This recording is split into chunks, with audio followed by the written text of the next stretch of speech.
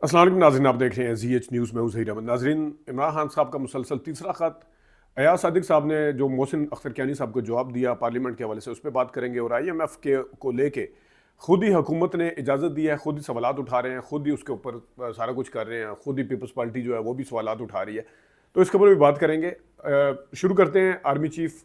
के हवाले से। तीसरा ख़त जो लिखा गया है उसके उसमें दोबारा से इमरान खान साहब ने चीज़ों को दोहराया है और बताया है कि किस तरीके से मामलात ख़राब हुए। धांधली के हवाले से उन्होंने बात की है, उन्होंने और हवालों से बात की है। जो सरमायाकार बाहर चले गए, इतने पता नहीं कितने लाख, 18 लाख का उन्होंने फिगर दिया शायद, कि वो मुल्क छोड़ के चले गए। और जो दहशतगर्दी की जंग है उसके पीछे अवाम अगर ना हो, और जिस तरीके से फासले हैं उसके दरमियान में, इदारे के, फ़ौज के और अवाम के दरमियान में, उस हवाले से उन्होंने बात की है। और यह ख़त जो है ये भी यकीनन जो मीडिया, सोशल मीडिया और ख़ास तौर पे जो इंटरनेशनल मीडिया है उसकी ज़िन्नत बनेगा। और उस तरह जो एक PTI चीज़ को, जिस चीज़ को हाईलाइट करने की कोशिश करी है बेसिक ह्यूमन राइट्स के हवाले से भी और दूसरे हवाले से, वो उसमें मेरे ख्याल में कामयाब नज़र आ रहे हैं किसी हद तक। और दूसरी तरफ उसके साथ ही उन्होंने अपोजिशन को इंगेज करने का फ़ैसला किया है। आप सोचें कि अगर अपोजिशन भी साथ आती है और वो भी एहतजाज करती है या वो भी इनके साथ खड़ी हो जाती है, तो कितना आप इनका तो गला भी मीडिया के ऊपर दबा दिया जाता है, सारा कुछ कर दिया जाता है। तो जब ये सारी जमातें मिलेंगी तो उस वक्त उसके अंदर कितना वज़न होगा उसका, ये भी सबके सामने है। लेकिन दूसरी तरफ जो ड्रामा एक चल रहा है वो चल रहा है IMF के हवाले से। IMF के हवाले से डॉन ने भी एक बड़ी ज़बरदस्त स्टोरी की थी। उसमें उन्होंने सारा कुछ लिखा PTI के हवाले से कि किस तरह उमर अयूब साहब ने जो 349 पेज का जो डोजियर या अफरीदी साहब को भेजा और लिखा है, वो उनको मतलब देने का उनका है, वो रेजिडेंट ऑफिस में उन्होंने जमा भी करवा दिया है। और इसके साथ साथ इसके ऊपर नूर आलम खान जो कि JUI से हैं, उन्होंने सवाल उठाया असम्बली में कि जनाब आप जो हैं किस तरीके से जुडिशरी को, अदलिया को मिलने की इजाज़त क्यों दी गई है, IMF को किस तरह दी गई है। तो डिफेंस मिनिस्टर का ये कहना था, ख्वाजा आसिफ साहब का, कि जनाब ये उनकी अपनी मर्जी शामिल होगी, वो खुद भी इनकार कर सकते थे, यानी कि अदलिया या जुडिशरी या जजेस इनकार कर सकते थे, तो उनकी अपनी मर्जी से शामिल होगी, पहले उन्होंने ये कहा। हालांकि हकीकत इस तरह है कि खुद फाइनेंस मिनिस्ट्री ने और वजारत कानून ने ख़त लिखा कि उनको बताया, उनसे रिक्वेस्ट की कि आप IMF के वफ्द से मिलें। तो ये कहना मिनिस्टर ऑफ डिफेंस का कि जनाब साहब खुद मिले होंगे या खुद इनकार कर सकते थे, तो हुकूमत का प्रेशर था, हुकूमत को बीच में से निकालने का जो है वो जवाज़ नहीं है। हुकूमत ने खुद, हुकूमत की मर्जी से शामिल हो, फिर खुद आगे जाके ख्वाजा आसिफ साहब कह रहे हैं कि IMF एक अहम इदारा है, जुडिशरी अहम रोल प्ले करती है, IMF हमें ब्रीदिंग स्पेस देता है और IMF हमारे इतने काम आता है और पता नहीं क्या क्या, आगे जाके खुद उन्होंने जस्टिफाई किया है। तो ये अजीब सी मंतक उन्होंने देने की कोशिश की है जिसके हवाले से बिल्कुल कोई लॉजिक नहीं थी। लेकिन दूसरी साइड पे IMF का जो प्रेशर है, ज़ाहिर है IMF का अनप्रेसिडेंटेड है कि इस तरीके से जाके मिलना।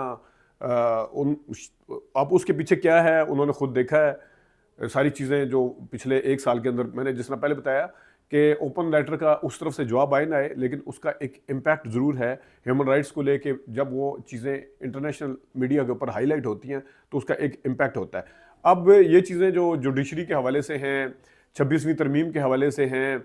और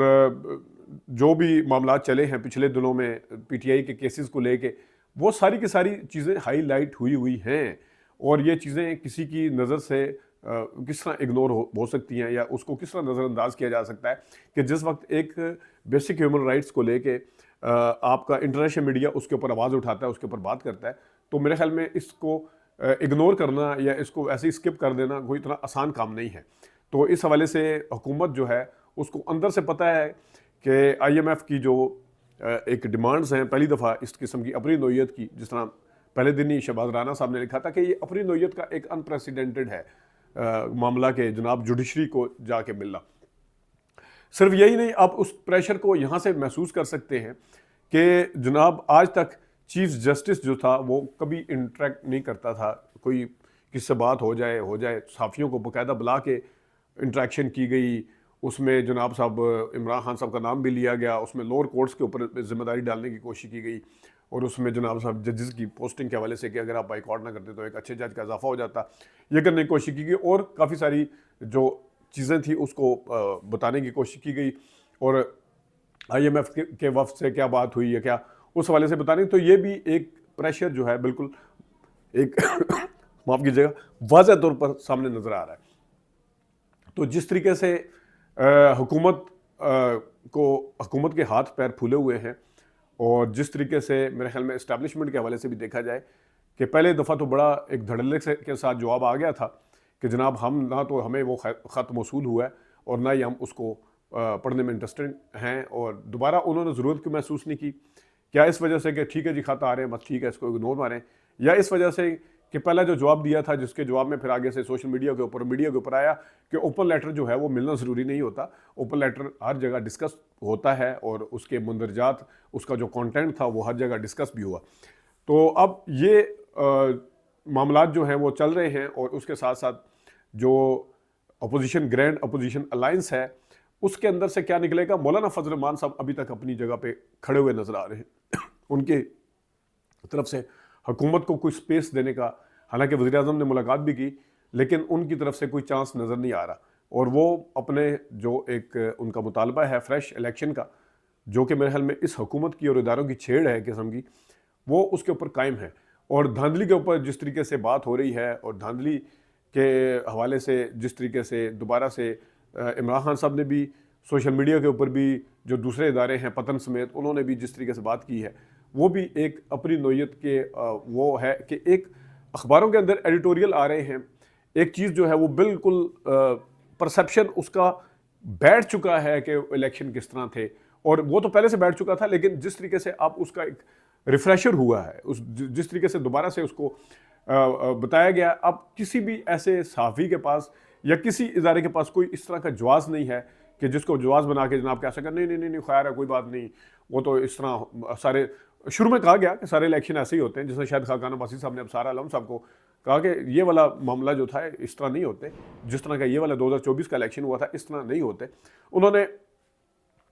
जो हुकूमत के फेवर करने वाले साफ़ी हैं वो बड़ी खूबसूरती के साथ नहीं इलेक्शन जो पहले भी इलेक्शन भी ऐसे होते थे जी, गिरफ्तारियाँ वो भी पहले ऐसे होती थी जी, वो फलाना काम वो भी पहले ऐसा होता था जी, पार्लियामेंट के अंदर वो